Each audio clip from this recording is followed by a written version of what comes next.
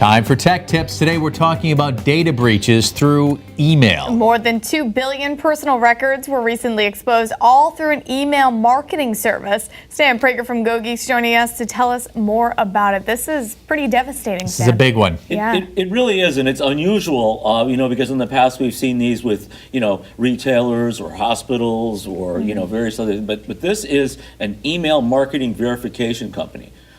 Which is kind of strange. You don't really think about, what this is. I mean, who knows about that? It's called verifications.io. It's an Estonian-based company, and you never would. They have some offices in Florida. But basically, when you receive emails from retailers or what have you that is sent out to you, that's geared towards your interest. Target or anything else? Exactly. Okay. Yeah. So these companies will then go to an email verification firm like this to make sure the email is correct and to kind of match up the demographic.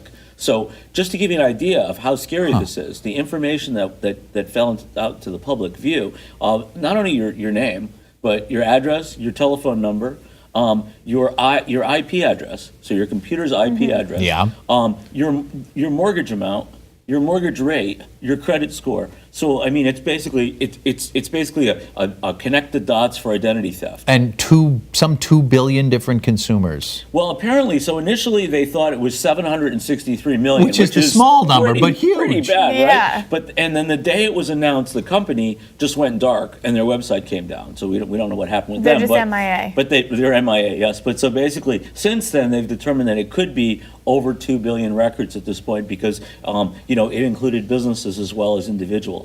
So some people were represented more than once. And this is the kind of stuff that goes to the dark web and that then criminals can then use to fashion an identity theft strategy or email phishing strategy because they know so much about you. Yeah. So when we've talked about that in the past, where they lurk in your email. Right. So they don't have to lurk. They already know They this. have it. So what do we do? How do we know that we're one of these 2 billion that might be involved? I'd say there's a good chance we are if it's 2 billion. My guess is that of the 3 of us in this room, all 3 of us have been affected. Okay. That's my guess. Well, I don't have a mortgage, sure. so I'm good, But right? You can have mine if you'd like it. No, that's okay. I'm willing to share. No, I'm not looking for one.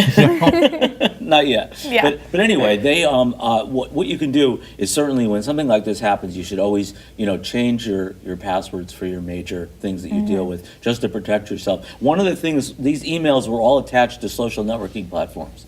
So the passwords that you have for your Facebook, your Instagram, things like this, these are the kind of things you should change because they know that you're using this email. You might have 5 or 6 emails, but you're using this one to register your Instagram account. Sure. So that targets you.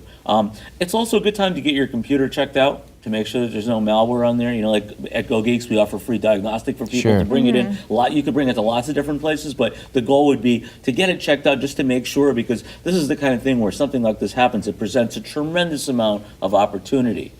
And criminals love opportunity. They do. Right. Also, it's always good to have some type of like a credit score monitoring system, or even if you yourself can just periodically check your credit score. You freeze yours, right? I froze it. Yes. So if someone were to get my information and try to take out a line of credit, they can't. Unless they somehow hack into my account and are able to unfreeze my credit. But it's another level of security. The problem here is that these are all tools of criminals. So, they may not have your social security number in this breach. That's somewhere else. They can put the pieces together, and identity theft is right around the corner, so you've got to be careful. All right, Stan, thank you. Thank you. When we